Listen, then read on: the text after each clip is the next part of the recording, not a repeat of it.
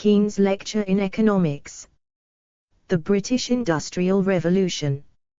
In Global Perspective. Robert C. Allen. Fellow of the Academy. The Industrial Revolution was a turning point in the history of the world, and inaugurated 2 centuries of economic growth that have resulted in the high incomes enjoyed in developed countries today. 1. Technological progress is the motor of economic growth, and the Industrial Revolution is denuded by famous technological breakthroughs, machinery to spin and weave cotton, the use of coal to smelt and iron, and the steam engine. 2. In the words of the schoolboy made famous by T.S. Ashton, about 1760 a wave of gadgets swept over England, Ashton 1955-42. The questions for today's lecture are: how can we explain the technological breakthroughs of the Industrial Revolution? And, why did the Industrial Revolution happen in Britain, rather than France, the Netherlands, or China? These questions will be answered by developing these themes. In comparison with other countries, Britain had an unusual structure of wages and prices in the 18th century, and this structure of wages and prices was a major factor in explaining why the revolution happened in Britain. In addition, Britain had an effective innovation system based on a high. Read at the Academy, the 29th of October, 2009. 1. The issues in this lecture are treated at greater length and with fuller referencing in Allen, 2009a. 2. There has been a debate about the breadth of technological progress during the Industrial Revolution with Crafts, 1985, and Crafts and Harley, 1992, 2000, arguing that productivity growth was connected to the famous revolutionized industries in the period 1801-31, while Tamin, 1997, has argued that many more industries experienced productivity growth. Whatever one believes about 1801-31, it is clear that many non-revolutionized industries experienced productivity growth between 1500 and 1850. The incentives to invent discussed in this paper applied to all industries, not just the famous ones I discuss here. Proceedings of the British Academy, 167, 199224. Copyright symbol The British Academy 2010. 200 Robert C. Allen. Level of human capital, the appropriate engineering capability, and a few scientific breakthroughs. These features of the British economy, which distinguish it from other countries in the world at that time, were consequences of Britain's superior trade performance and success in the European and global economies in the 17th and 18th centuries. My interpretation is opposed to a common view that goes like this. Because the inventions of the Industrial Revolution had momentous consequences, they must have been the result of momentous ideas. On the contrary, I contend that the explanation of the inventions should not be sought in great leaps of the imagination. Instead, the inventions can be better understood in terms of the hard work of research and development that was required to turn what were often banal ideas into effective technology. Hence, I take very seriously Edison's quip that invention is 1% inspiration and 99% perspiration. The Industrial Revolution was primarily an engineering challenge rather than a scientific challenge. Because so much of invention was the hard work of perfecting machinery and new products, it was an economic activity. Consequently, economic Incentives were critical in explaining why that work was done and, hence, why inventions took place. Research and development became a more common business activity in the 18th century than it had been previously. Many other explanations have been offered for the Industrial Revolution. Geographical dichotomies, tropics versus temperate, rain-fed versus irrigated agriculture, resource-abundant versus resource-scarce, etc., have been invoked but face formidable counter-examples, as well as the difficulty that the purpose of much technology is to overcome the burdens of nature. Culture has often been invoked. Lands 1969, Clark. 2007. Europeans have usually fancied themselves more rational and hard-working than the natives, and social scientists like Max Weber, 1945, have given these views some respectability. The agricultural history of the tropics calls these thoughts into question, however, by showing that African and Asian farmers responded to economic and environmental considerations in their choice of crops and farming practices. Hopkins, 1973. Less grandly, it has been claimed that cultural developments like the scientific revolution of the 17th century are responsible for the Industrial Revolution of the 18th. I will take up this view later. Among economists today, better institutions is the most common explanation for economic development. 3. In the case of Britain, the case.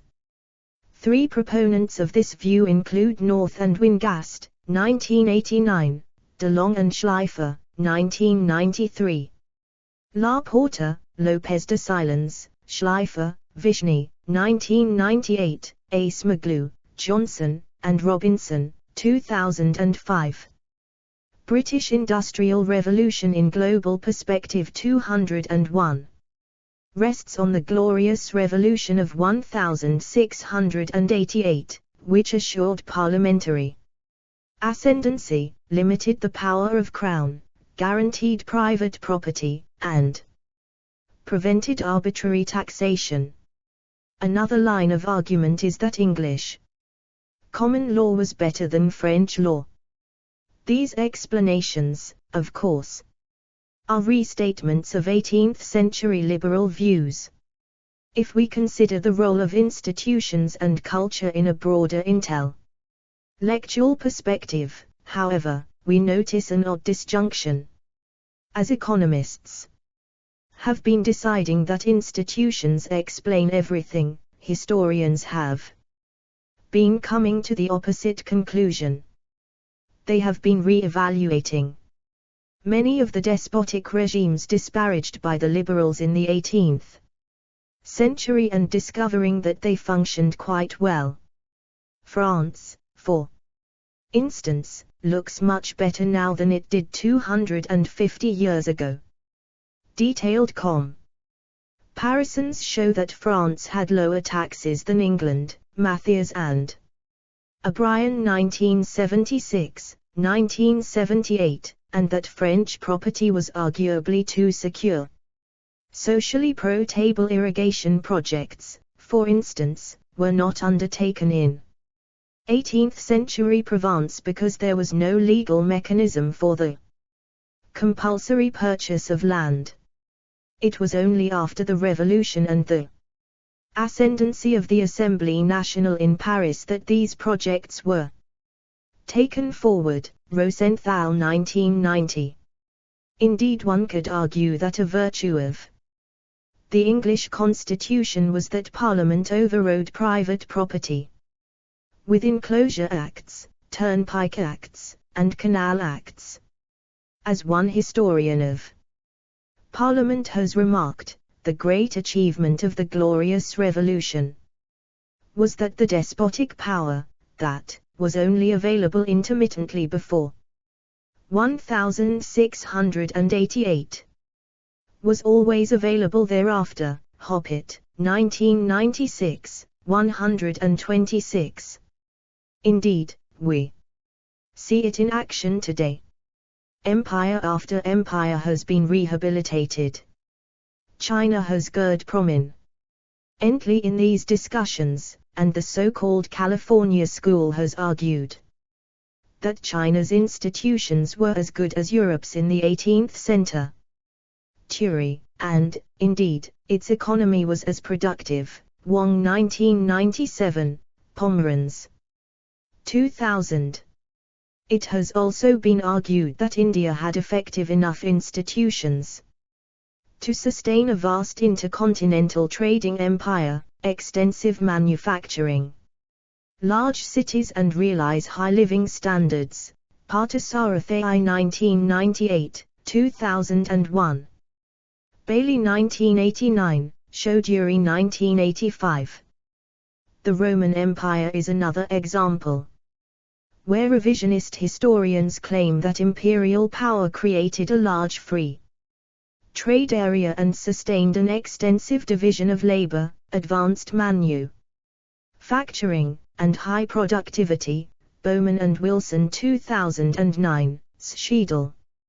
For critical or contrary perspectives, see Clark, 1996, Epstein, 2000, Quinn, 2001, Hoffman. Postal Vinay, Rosenthal, 2000, Pomeranz, 2000, Mathias and O'Brien, 1976, 1978, Hoffman. And Norberg, 1994, and Borney, 1999. 202 Robert C. Allen. Morris, and Sala 2007, Ward Perkins 2005. The revisionists argue that their empire created internal peace, order and good government. When these conditions were established over a wide area, interregional trade expanded and localities exploited their comparative advantage, so production became spatially differentiated. The legal systems of these empires, while foreign, turn out to have been adequate to sustain this exchange and production. The result was high incomes. In view of these endings, I take my cue from Charles Lockyer, who was an officer on the East India Company ship Streatham. He went to Asia to make his fortune in private trade. He was a keen student of Asian markets. He remarked, "Arek, commonly called betel nut from Burma, would bear all charges of freight, package and China duties, and fetch FTY% pro-T in Canton on a large quantity, towards the end of Anno 1704, which is more than any other commodity within my knowledge would do, but this is not always the same, for the Chinese, who like bees search all the coasts betwixt India and their own country for pro-T, have undoubtedly long since brought down the price, in Canton, biling their markets with it." Lockyer 1711, p. 72. If the Chinese merchants were actively arbitraging markets across Asia, it shows that their legal arrangements were sufficient to support extensive trade, and they were evincing a commercial spirit as well. So it is hard to believe that China was really held back by bad institutions or a non-commercial culture. Conversely, if Britain was not blessed with better culture or better institutions, why did it make the Industrial Revolution? The demand for technology. To make progress on this question, we have to focus on the invention and adoption of technology, because technological change is the proximate cause of growth. I use a demand and supply framework. The demand for technology depended on factor prices, market size, and the imitation of Novel products. Britain's unusual wage and price structure is a key for understanding the demand for technology there and why it was different to that in other countries. The supply of technology was also important, and it depended on the standard of living and accumulated knowledge, skills and inventive institutions. Northwestern Europe, including Britain, stands out in these regards by virtue of high levels of literacy and numeracy, but Britain was not ahead of the Netherlands or present-day Belgium. The scientific revolution of the 17th century also played a role by British Industrial Revolution in Global Perspective 203, providing a couple of key ideas, which were the basis of important technology. I begin with the demand for technology, which was determined by Britain's unique factor prices.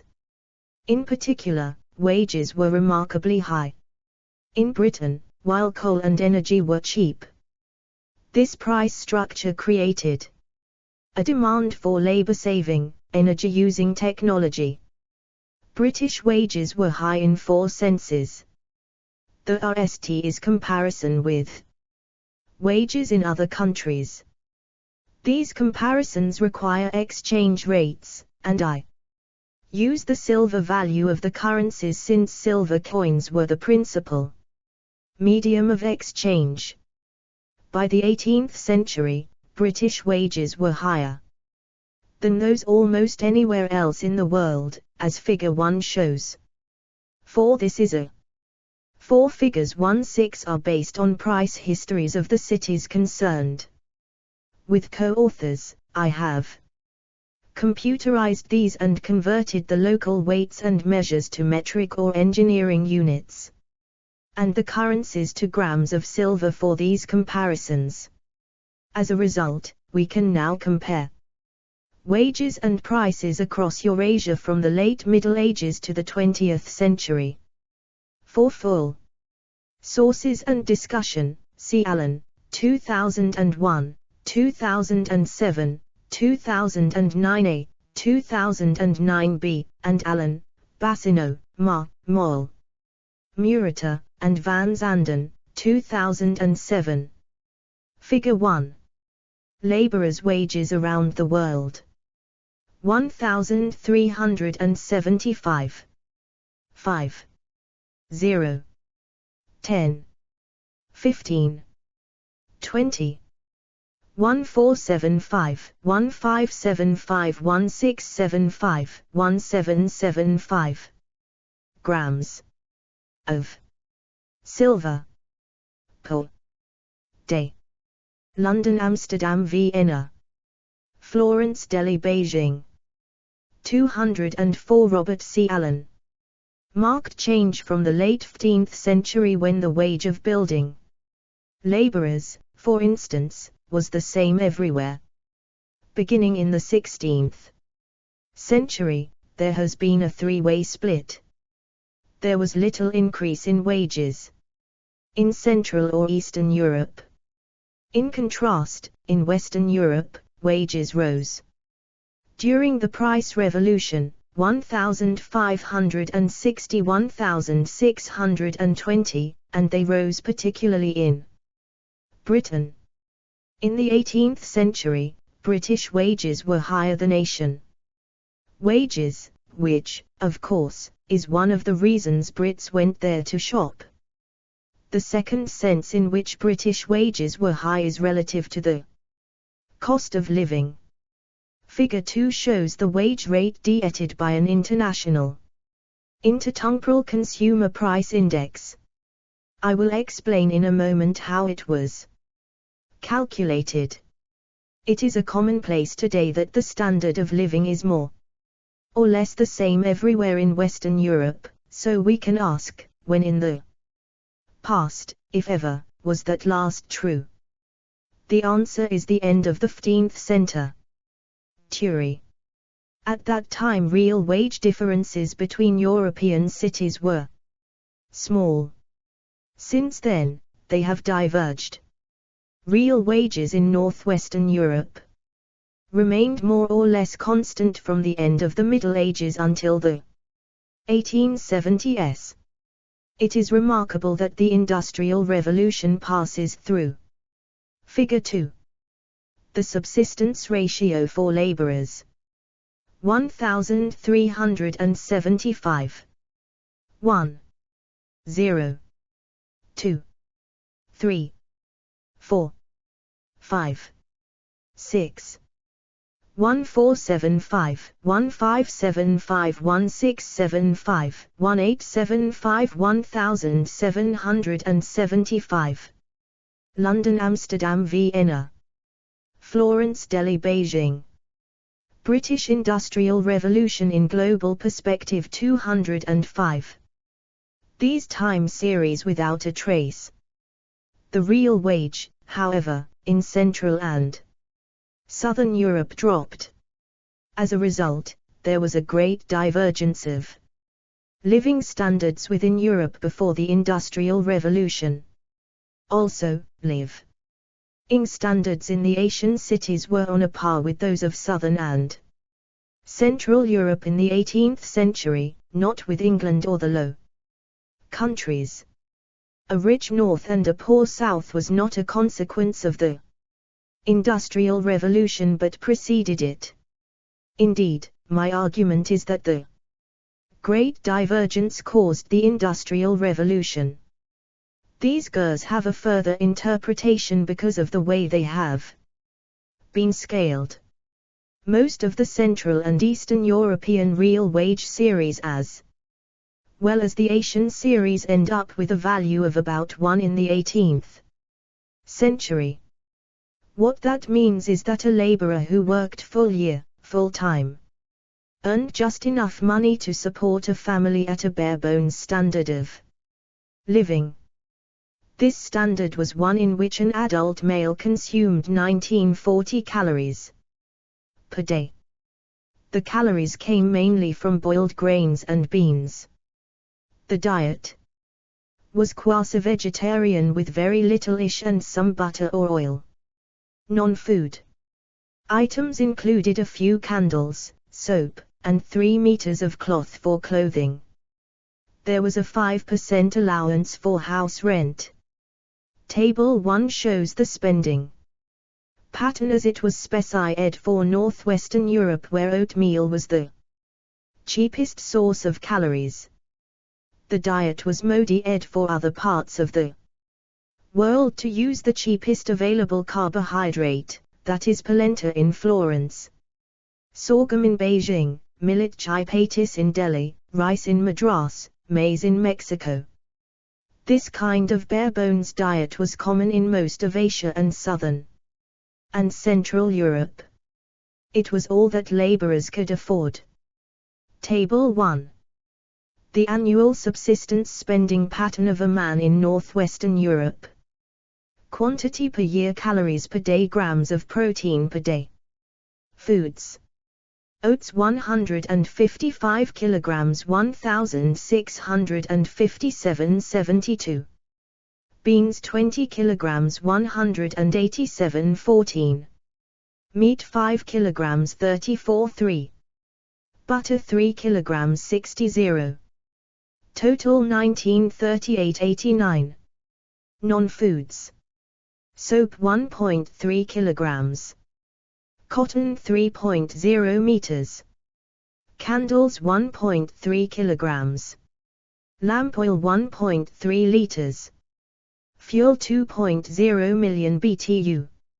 Source: Allen, 2009 p37, which also gives examples of subsistence based on maize, millet, and rice. The basket in the table is the consumption pattern of a man. The annual cost of maintaining a family is taken to be the cost of 3 of these baskets plus 5% for rent. 206 Robert C. Allen. As Figure 2 shows, laborers in northwestern Europe earned 4 times bare-bones subsistence in the 18th century. They did not eat 4 times as much oatmeal as shown in Table 1. Instead, they upgraded the quality of their food to bread, beer and beef. They also had a bit of purchasing power left over to buy the Asian commodities like tea and the manufactured goods of the consumer revolution in the 18th century. That is why the consumer revolution happened in northwestern Europe in the 18th century and why it was mainly connected to northwestern Europe insofar as it affected the working class. A third sense in which British wages were high is relative to the cost of capital goods, and this is critical for the choice of technology and the process of invention. Figure 3 shows the builder's wage rate relative to the user cost of capital based on the prices of wood, iron, non-ferrous metal, and bricks and an interest rate and depreciation rate. In Strasbourg, Vienna, and southern England there was not much difference in the ratio of the wage rate to the price of capital early in the 17th century, but by the 18th century a big differential had emerged. Labor was much more. Figure 3. Wages relative to price of capital. 1.0. 0.5. 1.5. 2.0. 1680, 1730, 1780. England, Strasbourg, Vienna. British Industrial Revolution in Global Perspective 207. Expensive relative to capital in Britain, and that difference gave British businesses a strong incentive to use capital-intensive technologies and British inventors an incentive to invent them. The fourth sense in which British wages were high was relative to the price of energy. Figure 4 shows energy prices in different cities early in the 18th century. In this figure the prices of the various fuels, coal in London, peat in Amsterdam, etc., are reduced to their energy content Ms. Yacht in British thermal units, BTUs. Newcastle had the cheapest energy, since coal was mined there. Beijing had the most expensive energy, Paris was almost as expensive, while Amsterdam and London were in the middle. The difference between the price in London and Newcastle reflects the transportation costs incurred in shipping the coal down the coast from Newcastle to London. Coal reached Amsterdam at almost the same price as it was available in London because it was just as cheap, or as expensive, to send a boat from Newcastle to Amsterdam as to London. The low cost of energy on the British coal fields meant that the wage rate relative to the price of energy was very high in Newcastle, Fig. 5. High British wages also contributed to this result, but cheap coal was the decisive factor. Figure 4. The price of energy in the early 1700s. Amsterdam. 0. 2. 4. 6. 8. 10. London, Paris, Newcastle, Beijing. Grams of silver per million. BTUs. Strasbourg. 208. Robert C. Allen. Contemporaries were aware of these relative prices. An interesting case in point is the production of plate glass, which was an industry in which the French were technological leaders. They had a major production center at Saint-Gobain, and the British imported the French technology to Ravensheed in the late 18th century. This was not just theft. There was cooperation with the French works. Delaunay des Landes, who was the director of Saint-Gobain, thought this was a quixotic thing for the British to do because he could not imagine how they could compete against the French. As he said, given the manner in which the English and French lived, they could never make plate, glass, which could enter into competition with ours for the price. Our Frenchmen eat soup with a little butter and vegetables. They scarcely ever eat meat. They sometimes drink a little cider but more commonly water. Your Englishmen eat meat, and a great deal of it, and they drink beer continually in such a fashion that an Englishman spends 3 times more than a Frenchman. 5. Deslandres was describing the high-cost diet that English workers could afford with their high wages in the 18th century. If the British glass works were going to have to pay these high wages, how could they compete? 5. Quoted by Harris, 1975, p. 67, n. 42. Amsterdam. 0. 1. 2. 3. 4. 5. London, Paris, Newcastle, Beijing. Grams of silver per million. BTUs. Strasbourg. Figure 5. The price of labor relative to energy, early 1700s. British Industrial Revolution in Global Perspective 209. With low-wage French labor. The answer is that English coal cut fuel costs to 1/6 of the French level. Cheap coal sustained the high-wage economy. High wages and cheap energy were the distinctive features of the British economy during the Industrial Revolution. Where did this price structure come from? It was a result of Britain's foreign trade boom in the 17th and 18th century. Allen 2003, 2009a, pp 10631. The boom began in the 17th century with the new draperies and was consolidated with the creation of a world empire in the 18th. The trade boom pushed the urbanization rate from 7% in 1500 to 29% in 1800, which was one of the highest percentages in Europe. The growth of London accounts for much of this urbanization. Its population rose from about 50,000 in 1500 to 200,000 in 1600, to 500,000 in 1700, and reached 1 million in 1800. The growth of the city was driven by the growth in the volume of trade through the port. The resulting tight labor markets were the proximate cause of the high wages. They were sustained eventually by the cheap energy. Figure 6. The real prices of wood and coal in London. 2. 0. 6. 4. 16.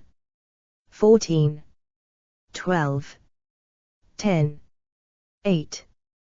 1550, 1600, 1650, 1750, 1400, 1450, 1500, 1700, 1800. Wood coal. Grams of silver per million. BTUs. 210. Robert C. Allen.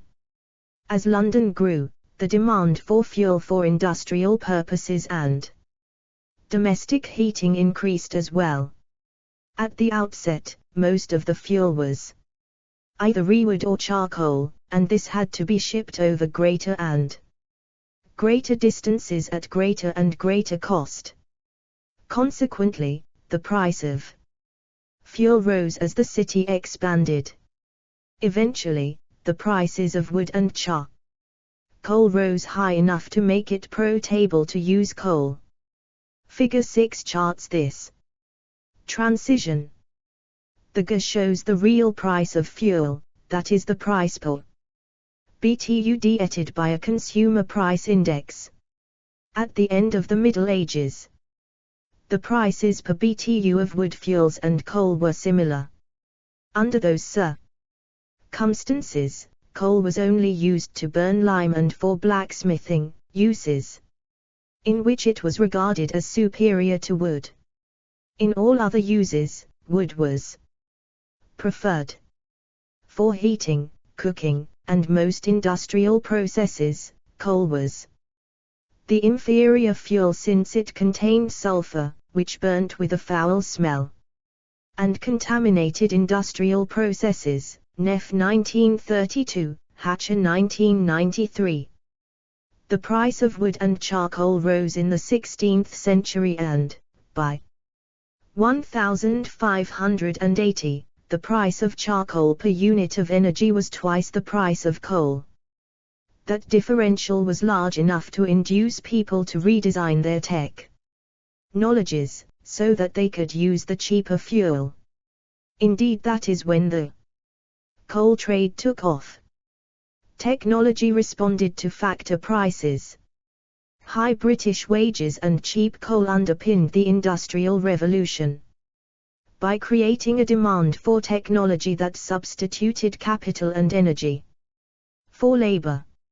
In Asia and much of Europe, low wages and dear energy had the opposite effect. Silk weaving is one example. The English industry began when the Long brothers built a mill in Derby in 1719. It was expensive to erect and was powered by a water wheel, which was a capital-intensive system. What about the situation in Asia? The Tsukiji silk mill was built in Japan c. 1870. It used European-style machinery, but it was re-engineered to be more labor-intensive in accord with Japanese factor proportions. It did not have a water wheel. Instead, it was powered by a man turning a crank, a labor-intensive process, indeed.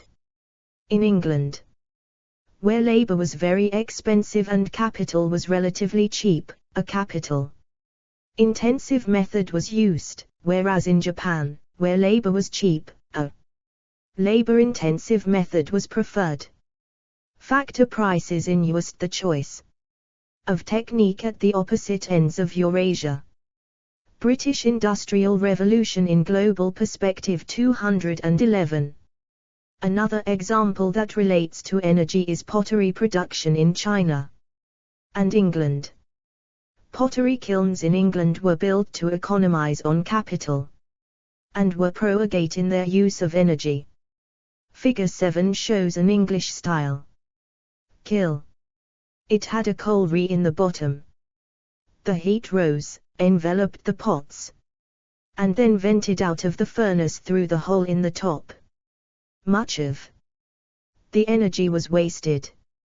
The English kiln was cheap to build but not efficient. In contrast, the Chinese kilns used lots of capital and employed lots of labor to preserve energy. Figure 8 shows a ree at the entrance to the lower chamber where the heat was drawn in to bake the pots. The heat was not vented out of a hole in the top in the English man. No. Instead, it was forced down through a hole at the bottom into the next chamber. The heat was reused in chamber after chamber, so it was not wasted. This design, of course, equated to more capital.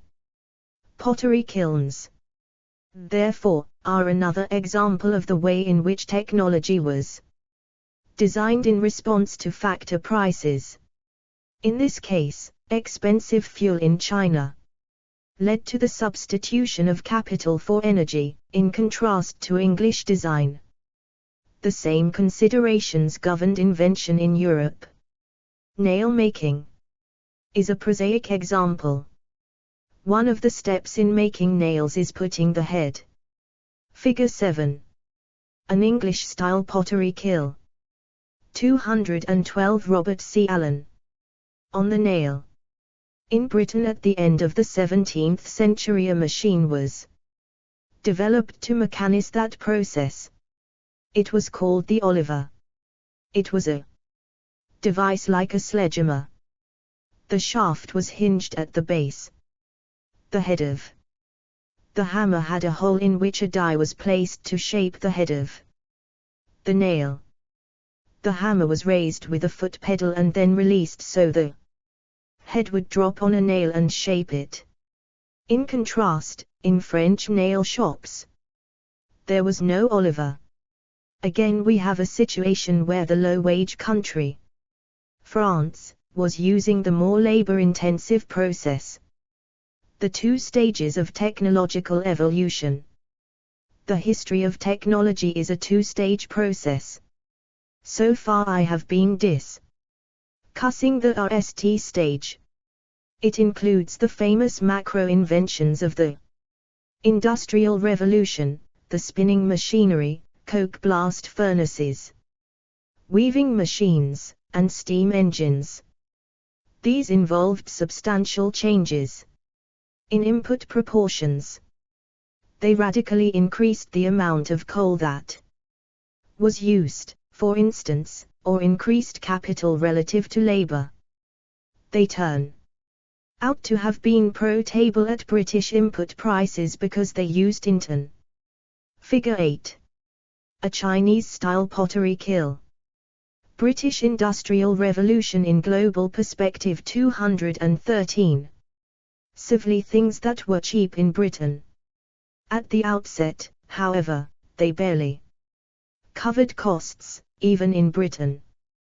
Despite the fact that 100 years later, these machines revolutionized the world, in the beginning they just barely paid their way. The second stage of the history of technology comprises the improvement of the revolutionary machines. This is the phase of micro-inventions. Engineers, owners, and operators studied the machines to improve them. The objective was to reduce costs, and, in the event, all inputs were saved, irrespective of whether they were abundant or scarce. Eventually a tipping point was reached when it became profitable to use these technologies, in their improved form, outside Britain. That is when the Industrial Revolution spread around the world. We can illustrate the two stages with isoquant diagrams. In the mid-18th century, the only way to make coarse cotton yarn was with a spinning wheel. In Figure 9, this is represented by a single point corresponding to the labor of one woman and the cost of a wheel. Together, they produced 1 pound of yarn per day. Two isocost lines are drawn. One for a high-wage economy and one for a low-wage economy. Both. Figure 9. Isoquants for spinning yarn, mid-18th century. K asterisk. LL asterisk. Capital. Labor. Isoquant for new technique. Isoquant for old technique. Low wage cost line. High wage cost lines. 214 Robert C. Allen. Touch the single point of the isoquant since that represents the only way to make cotton whatever your factor price is. The spinning jenny is represented on the diagram with another point. With more capital and less labor. With a jenny, a woman could spin 1 pound of coarse yarn in a couple of hours rather than a full day, but the jenny cost considerably more than the wheel. As the points are drawn, it would have been profitable to adopt the jenny in the high-wage economy. But it would have raised costs in the low-wage economy, so it would not have been used there. In 1787, over 20,000 jennies were installed in Britain. But only 900 were installed in France in 1790, and most of those were in large state-assisted factories rather than in women's cottages as in England. Aspin and Chapman 1964, p49, Wadsworth and Mann 1931, pp1959. 5034. This diagram illustrates the important point that biased technical changes do not cut costs in the same proportion everywhere. The reduction depends on factor prices, so biased technical change favors some parts of the world over others. The technologies that were invented in Britain raised labor productivity and covered their costs only when they were used under the conditions of Britain in the 18th century. Figure 10. Isoquants for spinning yarn after technological improvements. K asterisk. LL asterisk. Capital. Labor. Isoquant for new technique. Isoquant for old technique. Low wage cost line. High wage cost line. Tipping point. Trajectory of improvements. British Industrial Revolution in Global Perspective 215. The second stage of technological development proceeded in this way. British engineers learned how to improve the spinning jenny as they used it and studied it. The mule was one of the RST spin-offs, and improved versions of it were used in many countries in the middle of the 19th century. This trajectory of improvement is represented by the arrow towards the origin in Figure 10. As the technology was improved, labor and capital were saved. By installing the RST cotton spinning machines, Britain became the world's technological leader, and the subsequent improvements extended Britain's lead. Historians as well as contemporaries have debated why France was not keeping up. Was it bad entrepreneurs? Or an engineering culture that was too theoretical? In fact, it was neither. At the end of the 18th century, it did not pay to spin with machines in France. Eventually, however, enough inputs were saved so that the cost of producing cotton with the improved process dropped below the cost of spinning with a wheel even in the low-wage country, like France. That juncture was the tipping point when the Industrial Revolution shifted abroad. Indeed, there was a great leap forward as the foreigners adopted the technology in its most advanced form. That, of course, was the only form that paid, given their lower wages. The supply of technology. Thus far, my argument has been about the demand for technology. There was also a supply-side story that is prompted by the observation that not all high-wage economies have invented labor-saving machinery. The late Middle Ages had a high-wage economy, but it did not lead to an industrial. Table 2.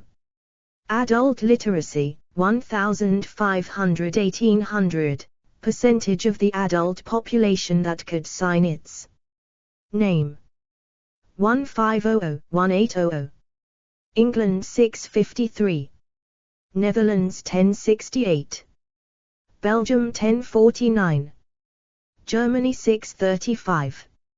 France 737. Austria/Hungary 621. Poland 621.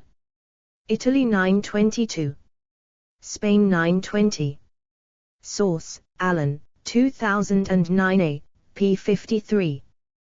216 Robert C. Allen. Revolution. Why not?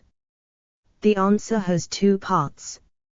First, commerce and urbanization were more widespread in the 18th century than they had been in the Middle Ages, and trade and cities led to high levels of human capital. Second, the scientific revolution of the 17th century included scientific discoveries that led to two important technologies. First, with respect to human capital, Table 2 shows estimates of liter AC rates in different countries, DNED on modern borders, in 1500 and 1800. These estimates are based on the proportions of people who could sign their name. In 1500, literacy was low everywhere. By 1800 it was higher everywhere and especially in northwestern Europe. One explanation for the rise in literacy is the Protestant Reformation. This is doubtful. However, since the highly literate parts of Europe in 1800 included Belgium and northeastern France, which were Catholic countries, the driving force behind literacy was really urbanization and the expansion of commercial society. Literacy was valuable in trade and cities, and that value led parents to pay for schooling for their children. So far as we can tell from phenomena like age heaping, numeracy also increased in the early modern period in northwestern Europe. Thomas 1987, A. Hearn, Baton and Crayon 2009. Few people studied arithmetic for fun. The acquisition of numerical skill was entirely driven by economic value. Second, the scientific revolution was another important difference between the Middle Ages and the 18th century. Some historians have emphasized its impact on the culture at large, but I concentrate on specific connections between scientific discoveries and technological advances. 2. Discoveries were bases for two general-purpose technologies, GPTs. The concept of general-purpose technology was inspired by the computer and refers to technologies that can be adapted to many sectors of the economy. In the Industrial Revolution, the GPTs were steam power and clockwork, or gearing. Both had connections to the scientific revolution, although in the case of gearing the relationship was a distant one. Both technologies required research and development, R&D, projects to make them effective in the various settings. The R&D projects were more profitable in Britain than elsewhere, which is why the Industrial Revolution was invented. In Britain, as I will show you, the steam engine was an important application of knowledge covered by 17th century scientists. 6. The science began with Galileo. 6 standard works on the history of the steam engine include Ferry, 1827, Dickinson, 1939. 1958, Forbes, 1958, Hills, 1970, pp 134207, 1989, Nouvillery, 2004, and von Tunzelmann, 1978. British Industrial Revolution in Global Perspective 217. Who was the RST to suspect that the atmosphere had weight? The idea occurred to him when he studied the problem of draining mines and noticed that suction pumps would not lift water more than about 30 feet. He put his secretary Evangelista Torricelli to work on this project. Torricelli invented the mercury barometer and weighed the atmosphere. In 1672, von Guericke of Magdeburg designed the apparatus shown in Figure 11, also to weigh the atmosphere. The cylinder, which is labeled A, contained a piston from which ropes went over the pulleys to hold the platform on which he put weights. He found that by pumping the air out of the cylinder, the atmosphere pushed the piston down and raised the platform. He could offset that rise and weigh the atmosphere by putting Weights on the platform. In 1675 Denis Papin eliminated the vacuum pump by filling the cylinder with steam and then condensing it. Papin had invented a proto-steam engine. The von Guericke experiment shown in Figure 11 is similar to the RST successful steam engine invented by Newcomen in 1712, Fig 12. Newcomen's engine has the cylinder on the right, B, with a piston, D, in it. Instead of the pulleys, there is a balance beam, HF, and, instead of the weights on the left, there is a pump, I, for lifting water out of a mine. By filling the cylinder with steam from the boiler, A, and then condensing it with a squirt of cold water, B, the atmosphere would push the piston down and raise the pump.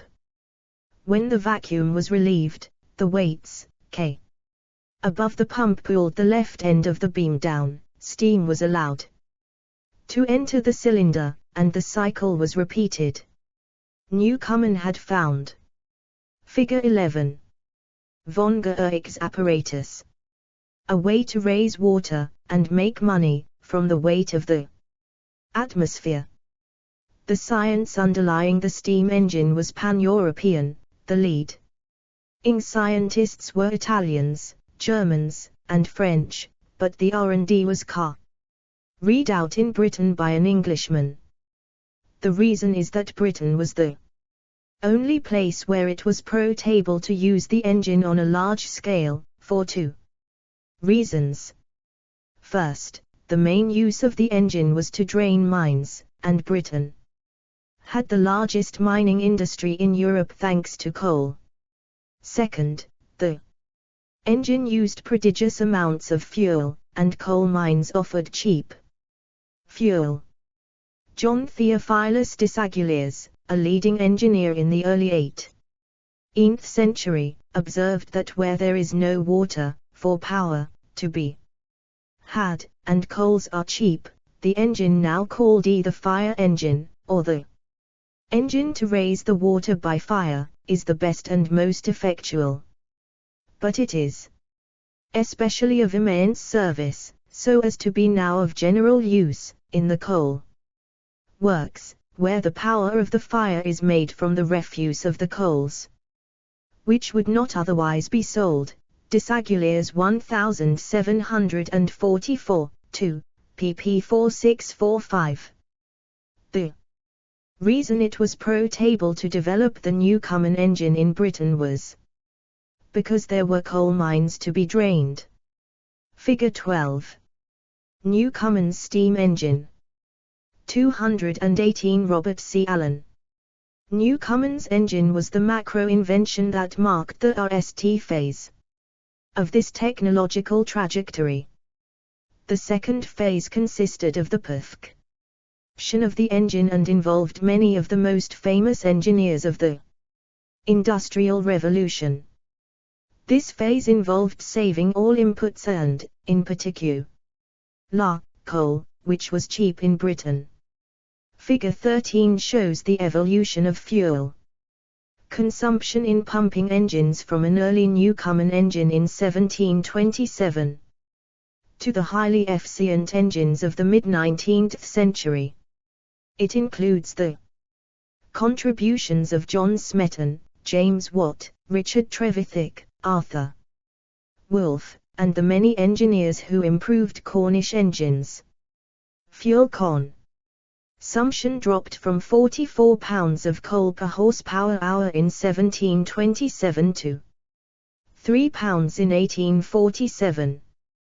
This improvement was a triumph for British engineering, and it also destroyed the country's competitive advantage by turning the steam engine, which had mainly been Ted Britain in the early 18th century, into a technology that could be used anywhere in the world. Once the coal consumption was reduced to 3 pounds per horsepower hour, the price of coal became irrelevant to the engine's commercial application.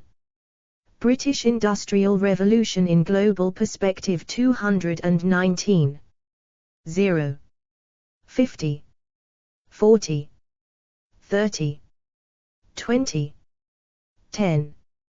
1787, 1807, 1727, 1747, 1767, 1827, 1847. Newcomen Watt. Cornish Best, Cornish Average. Figure 13. Coal consumption in pumping engines, lbs per HP hour. British engineers had invented the appropriate technology for the rest of the world. Clockwork was the second general-purpose technology in the Industrial Revolution. 7. Clockwork refers to the use of gears to control and distribute power in machinery. Gears had been used for a long time. Medieval gears, however, were usually large, wooden, and crude. By the 18th century, gears had become small, metallic, and precise. The improvement in gears goes back to the invention of the pendulum clock by Christiaan Huygens in 1656.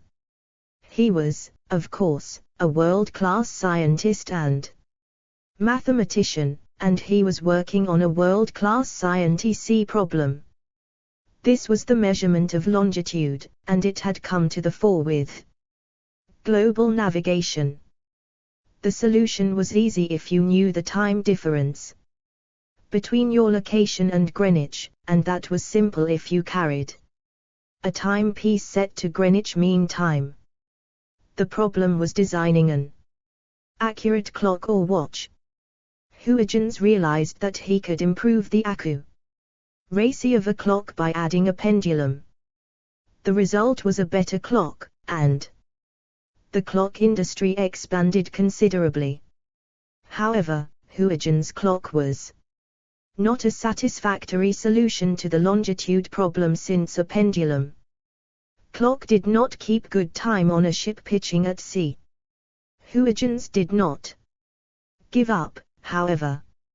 He applied himself to improving the accuracy of watches and invented the coiled spring. This greatly improved their accuracy, although again not enough to determine longitude with sufficient precision.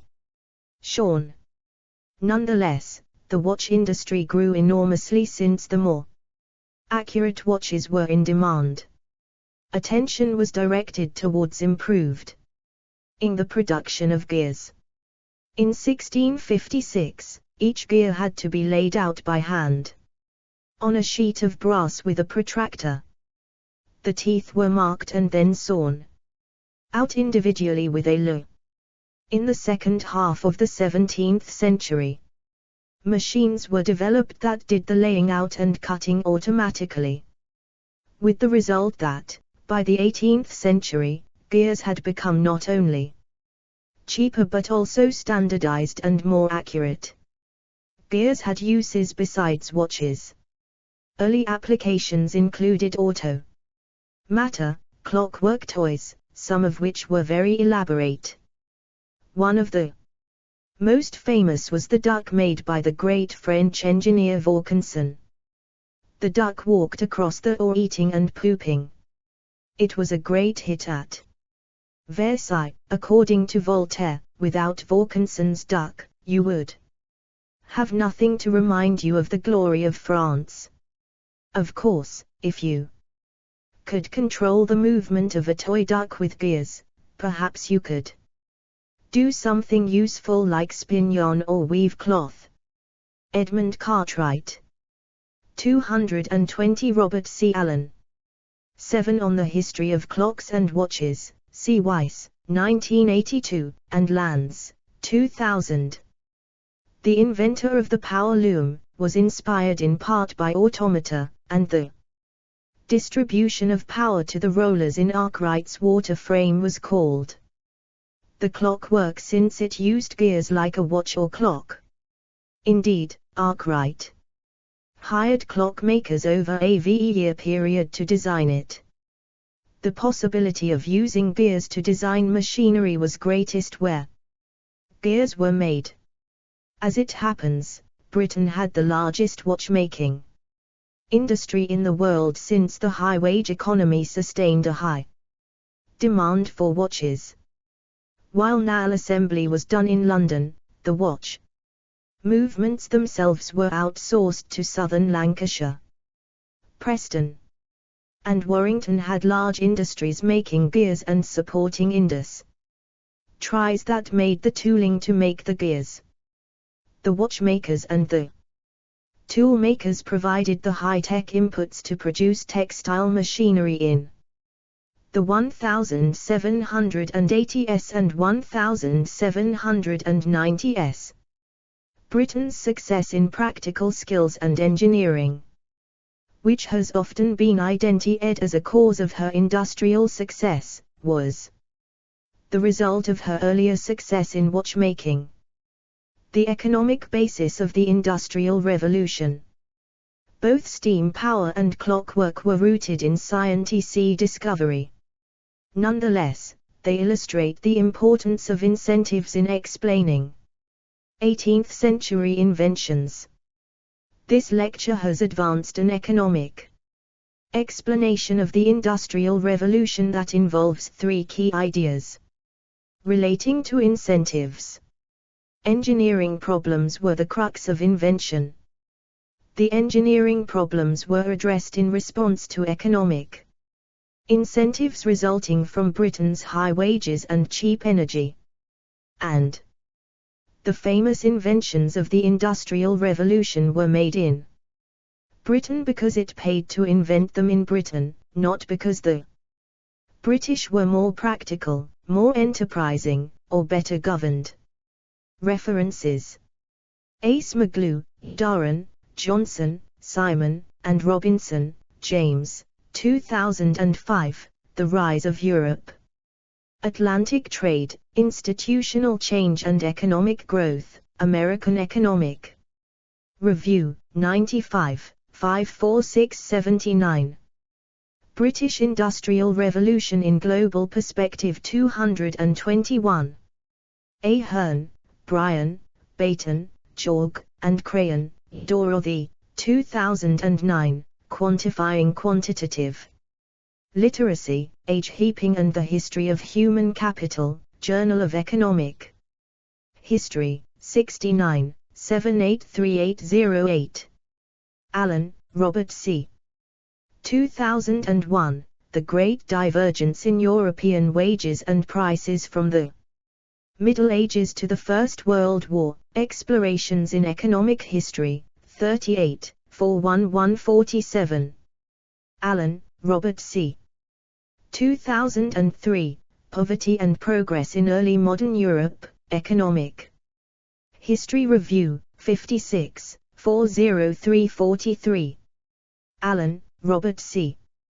2007, India in the Great Divergence, in Timothy J. Hatton, Kevin H. O'Rourke, and Alan M. Taylor, eds, The New Comparative Economic History. Essays in Honor of Jeffrey G. Williamson, Cambridge, Ma. pp. 932. Allen, Robert C. 2009a, The British Industrial Revolution in Global Perspective. Cambridge. Allen, Robert C. 2009b, The Industrial Revolution in Miniature, The Spinning Jenny. In Britain, France, and India, Journal of Economic History, 69, 90127. Allen, Robert C., Bassineau, Jean-Paul, Ma., Debin, Molmurata, Christine, and Van Zanden, Jan Lutten, with Jean-Pascal Bassineau, Debin Ma., Christine Molmurata, and Jan Lutten van Zanden, 2007, Wages, Prices, and Living Standards in China. 1739 1925, in comparison with Europe, Japan, and India, Oxford, Oxford University, Department of Economics, Working Paper 316, forthcoming in Economic History Review. Ashton, T.S. 1955, An Economic History of England, the 18th Century, London. Aspin, C., and Chapman, S.D. 1964, James Hargreaves and the Spinning Jenny. Preston, Helms or Local History Society. Bailey, C.A. 1989, Imperial Meridian, The British Empire and the World, 1780–1830. London. Borney, Richard, 1999, The Rise of the Fiscal State in Europe, c. 1218–15, Oxford. Bowman, Allen and Wilson, Andrew, eds. 2009, Quantifying the Roman Economy. Methods and Problems, Oxford. Chaudhuri, K.N. 1985, Trade and Civilization in the Indian Ocean, An Economic History from the Rise of Islam to 1750, Cambridge. Clark, Greg, 1996, The Political Foundations of Modern Economic Growth, England.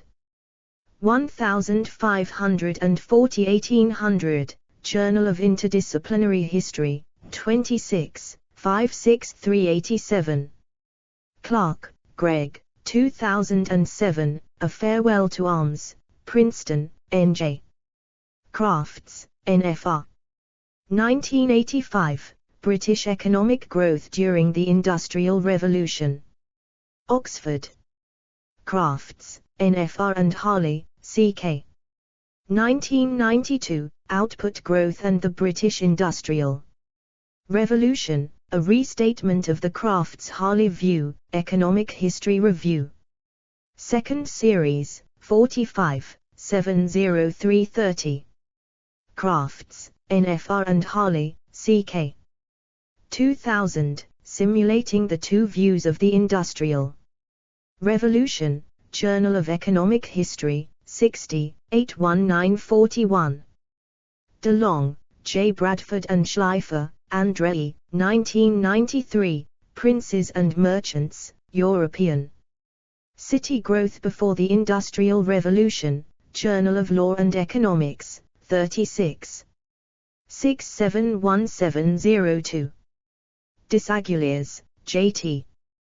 1734–44, A Course of Experimental Philosophy, London. Dickinson, H.W.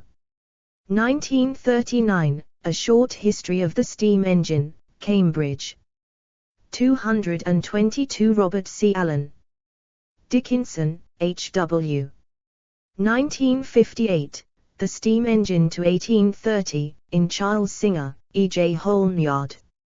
A. Hall and Trevor I. Williams, eds, A History of Technology, Volume 4, The Industrial Revolution, c. 1750 c. 1850, Oxford, pp.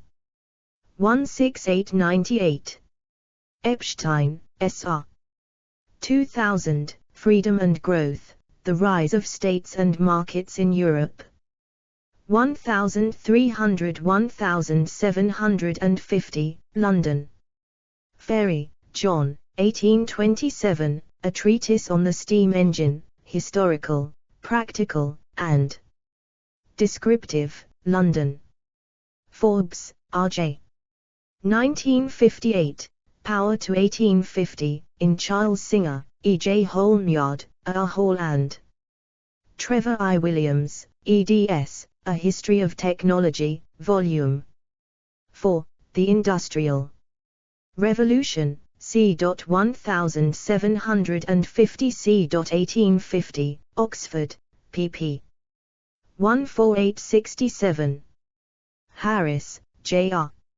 1975, St. Gobain and Ravensheed, in Barry M. Ratcliffe, ed. Great Britain and Her World, 1750 1914, Manchester, pp. 2770. Hatcher, J. 1993, The History of the British Coal Industry, Volume I, before 1700, Towards the Age of Coal, Oxford.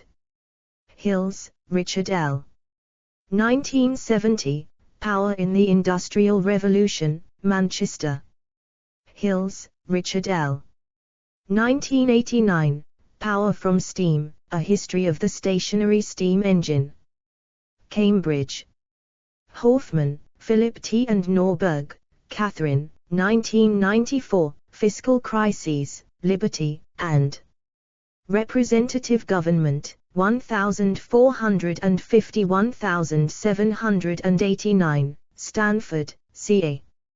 Hoffman, Philip T., Postal Venae, Gills, and Rosenthal, Jean Laurent, 2000, Priceless.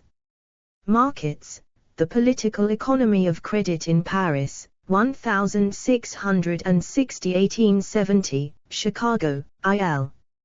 Hopkins, Anthony G. 1973, An Economic History of West Africa, London. Hoppit, Julian, 1996, Patterns of Parliamentary Legislation, 1600-1800, The History. Journal, 39, 10931. Lanz, David S. 1969, The Unbound Prometheus, Technological Change and Industrial Development in Western Europe from 1750 to the Present, Cambridge. Lanz, David S. 2000, Revolution in Time, Clocks and the Making of the Modern World, Revised Edition, London. La Porta, R., Lopez de Silens, F., Schleifer, A. and Vishny, R.W. 1998, Law and Nance, Journal of Political Economy, 106, 1113-55. Lockyer, Charles, 1711, An Account of the Trade in India, London. Mathias, P. and O'Brien, P.K. 1976, Taxation in England and France, 1715-1810. Journal of European Economic History, 5, 60150. Mathias, P. and O'Brien, P.K. 1978, The Incidence of Taxes and the Burden of Proof, Journal of European Economic History, 7, 21113. Neff, J.U.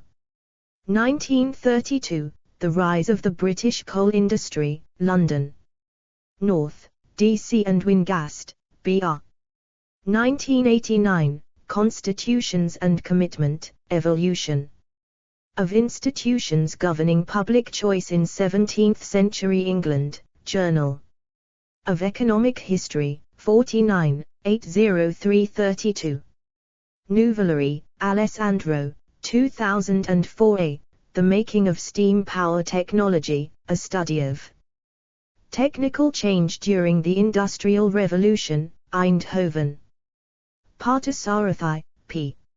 1998, Rethinking Wages and Competitiveness in the 18th Century, Britain and South India, Past and Present, 158, 79109.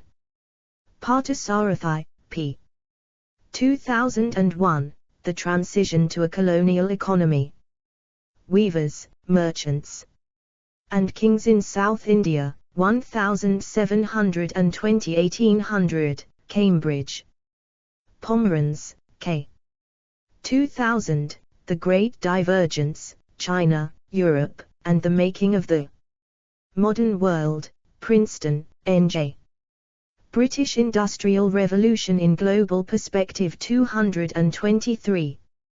224 Robert C. Allen. Quinn, Stephen, 2001, The Glorious Revolution's Effect on English Private Nance, A Microhistory, 1680-1705, Journal of Economic History, 61, 593615. Rosenthal, J.L. 1990, The Development of Irrigation in Provence, 1718-60, The French Revolution and Economic Growth, Journal of Economic History, 50, 61538.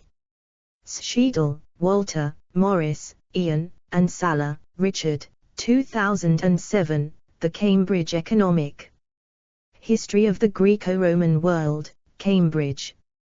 Tamin, Peter, 1997, Two Views of the British Industrial Revolution, Journal of Economic History, 57, 6382.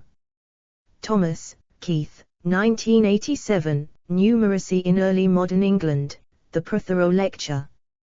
Transactions of the Royal Historical Society, 5th Series, 37, 10332. Von Tunzelmann, G.N.